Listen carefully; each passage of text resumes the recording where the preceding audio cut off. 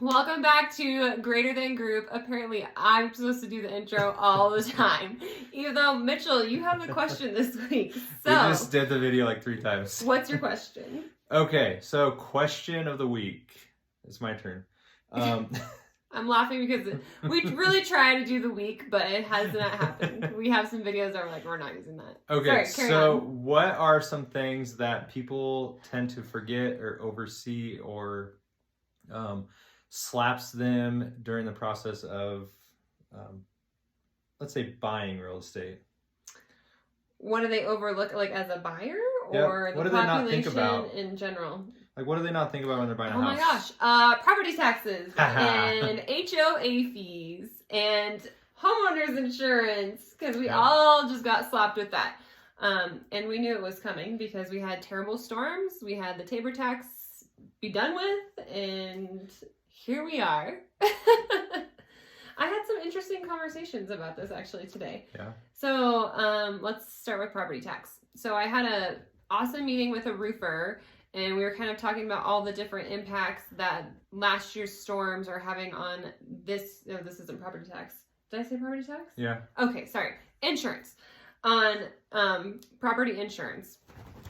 So it used to be like you get hit with hail, little things happen, you can see them, and you get a whole new roof. Like, awesome. You pay your $5,000 to $7,000 deductible, maybe lower if you're luckier. That's gone. That's another topic. Apparently, deductibles are like massive now, like 10 to 14,000. Insurance companies are no longer covering cosmetic damage. So unless you have huge holes in your roof or there's an active leak, or I don't know. I'm not a roofing expert, so I would be more than happy to connect you with one. But it's going to be a lot harder to do that roof replacement when you are going to sell your house. So basically, buyer's going to come in, they're going to say there's hail damage on the roof. Seller's going to be like, okay, well, my insurance won't replace it. So there's going to be some negotiation there, which I think will change things a lot. And I guess just be super careful if you are a homeowner and you're filing a claim, because that claim is it's in the record. It's there. Once it's filed, something has to be done, unless you can cancel it. Follows the house. Yeah, it follows the life of the house. Like, they can tell. What else do you want to talk about? Property taxes? Yeah. This is such a fun Friday video. So, founders, everybody realizes founders' property taxes are a lot more. Yes. Or should know that. It is crazy. I was talking to some people this week, and some houses and founders, they're going to see $7,000 property taxes per year. A lot of that is because of the Metro District. So this is more of a Metro District topic. Yep. The stuff that we voted for the schools, we increased taxes for the schools. Yep. Fun fact is Castlewood Ranch, where we live. Oh, I was like, is it actually a fun fact? Yeah, it's cool. I was talking to Max Brooks, and he is on the Metro board for Castlewood Ranch. We're like 5 to 7 years of paying it off, which is amazing. Yeah, so it's awesome. Once our bonds are paid off, our mill levies for the Metro District will be gone forever. Meaning, your property taxes, if you're in that area, will go down. So if you ever sell your house or buy a house and you look at that tax certificate, it gives you the breakdown of basically where your property taxes go. So like Mitchell said, you'll see the line item for Douglas County school districts, and that's going to be going up because we did vote in to pay more for the schools and teachers through property taxes.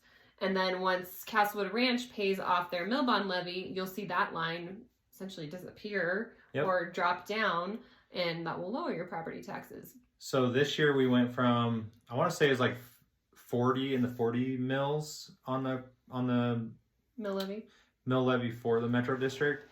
They dropped that down to in the 20s. So the goal of Max Brooks, I mean, he really worked his butt off to get it down, and the rest of the board on the Metro District. So our taxes in our neighborhood aren't going up as much. They are going up a little bit because of the other stuff, but that's huge. Especially if you have clients looking in the founders, or people wanting to look in founders, you have to look at the taxes, because taxes are going up. Property insurance is going up. Everything's going up. So your debt to income is is getting put under a magnifying glass. So you got to have a really good lender so that you can make sure you can figure all that stuff out and where to look. And I think another good kind of tip on where to look is a lot of the older non-HOA neighborhoods have lower taxes. You see higher taxes in Founders for different reasons, even though it is an older neighborhood. And when I say older, I'm talking like 60s and 70s. Founders is like 80s, 90s, even early 2000s. But you will also see higher property taxes in brand new neighborhoods because of the Metro District and the development of the neighborhood. That cost is passed on to the buyers and, you know, basically building out the roads and all the utilities being brought to that neighborhood. Congratulations on your brand new home. You paid for it. Right. What else were we going to talk about? I think we kind of covered it. So property insurance. Oh, other things that slap you in the face. Yep.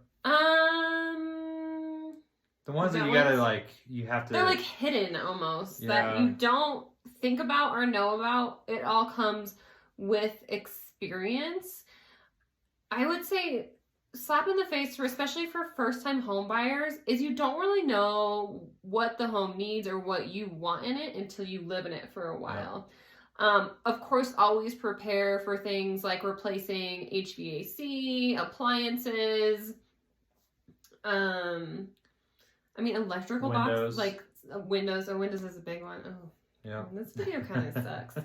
And there's things that cosmetically that you will want to come along in the future. Like for us, our house, we've been in it almost 9 years, and everything was kind of redone when we purchased it. Not like updated, but like new faucets. So now our faucets, because of all the hard water minerals, are starting to leak. So it's like, okay, well, that's not a fun thing to do, but we need to replace all the faucets, right? And we've replaced a handful of appliances. Washer and dryer we'll probably be replacing again. Just like big ticket items. We just bought a new water heater. I think we already did a video on that. So pay attention to your neighbors. When everybody's water heaters start going out, just replace yours because it's going to leak. It's going to be a mess. It'll be less costly if you... Yeah, if you do it before it busts open. Yep. I would say one thing that slaps the sellers on the seller side is when they go to sell their house and you go, okay, you lived in your house 5 years. What were the home inspection items that came up then? And what got fixed, what didn't get fixed? Because more than likely than not, those same items are going to pop up when we sell your house. True. So... it does vary per inspector, though. Oh, this is perfect. Big slap in the face. This is buying and selling. It's the freaking cost of moving boxes. Oh, yeah. So I just picked up boxes today for our clients. I got like a huge pile for free. You know, people had just moved. They had Texas license plates. So I'm just assuming they moved from Texas. But huge stack. Looked like they actually bought them. They didn't look like used a few times. But that stuff adds up and they fill up so fast. Like you will spend hundreds if you buy brand new moving boxes every time. So quick tip, ask your realtor to scour social media to get free boxes because I do it all the time for my clients. Or if you want to pick them up yourself, like Marketplace, these ones I got up on Nextdoor, which was actually, I was telling Mitchell, is nicer than Marketplace. People are a little bit more responsive on there. I had to drive 30 minutes there, 30 minutes back. But you know what? Nobody else was driving that far, so I got a good stack of boxes. Yeah. Anything else? I think just the cost of moving in general. Yeah. Be prepared for that, especially like with home prices the way they are. Like people are already counting down to the penny as far as your down payment, closing costs, cost of boxes. But once you actually either hire movers or you rent a truck, like it, just be ready. Well, it's all timing too, because like if you got to know when your first payment is on the new house and your last payment on your current house. Sometimes it's not, you don't get that 30-day break. Sometimes you get more than a 30-day break. And then just, trash and setting everything up and that kind of stuff. Use that to your advantage, that break, because that honestly could cover your expenses just to move. Yeah. And it depends on how far you're moving too. And I guess HOAs, that's one more base we can touch on. We've talked a lot about Founders, and then we live in Castlewood Ranch, so it's like night and day for HOA fees. And like Mitchell said, the biggest difference is our property taxes. So our property taxes are about half of what you pay in Founders. Our HOA fee is 4 times more than Founders, and Founders has a pool and stuff like that. But the light at the end of the tunnel is we're going to pay off those mills and our property taxes are going to get lower. Yep. Founders, from the way their metro district is, there's really no light at the end of the tunnel of those mills ever being paid off. Well, the reason why, the biggest reason why is because the metro district in Founders has the pool house. Right. That's not in the Founders HOA. So the metro district will always be there. So that's where they pay for some of the Founder stuff. And so if you want to compare apples to apples, your metro district plus your HOA, you're probably paying more than I would say our neighborhood. But our neighborhood, we don't have many. We have trails, really, and that's kind of it. Yeah. And our trash is included. Now, I was talking about this earlier with some ladies too, is when you talk about non-HOA communities, there's pluses and minuses. So we pay roughly for our whole community to be taken care of. So we have our trails and our sidewalks get cleared from the snow. That's a whole other can of worms. So we won't. It's not always good enough for some people. It's not always the HOA's responsibility. Sometimes it's the town. Sometimes it's the homeowner. So there's a set of rules on that too. But anyways, what we pay for that stuff, you could live in a non-HOA community and only pay for that for your trash service. Yep. Trash isn't cheap. Trash and recycling, it's what, $70 to $80 a month? $70 to $80. People we know that live in non-HOAs pay $80 a month, and that's it. Like, there's no one taking care of your neighbor's trashy yard or your sidewalks, like, nothing. So, it's HOAs are sometimes a necessary evil. Yeah. And, you can choose to live in them or not. It's not easy to find non-HOAs here in Colorado, but there are communities. Just be involved.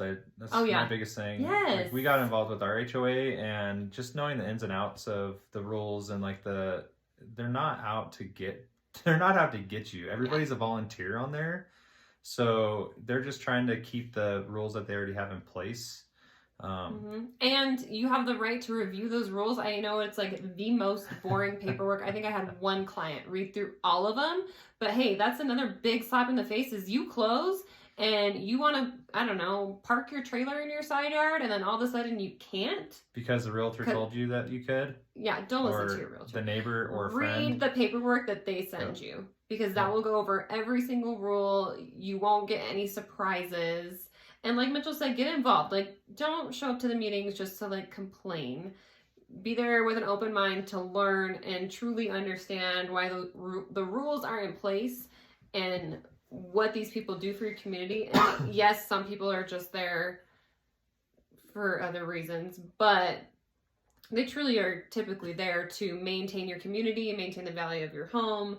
And it's kind of a win-win for everybody. And most HOA boards, those people are not paid. They are volunteers. They're all volunteers except for the management company. Yeah, and the management company is separate from the HOA. Keep that in mind too. That's a whole other set of rules. So that's primarily where your charge is coming from. Yeah. It's not a management company. But they also help make sure the HOA board, because they are volunteer, has everything in place that they need to keep your community nice.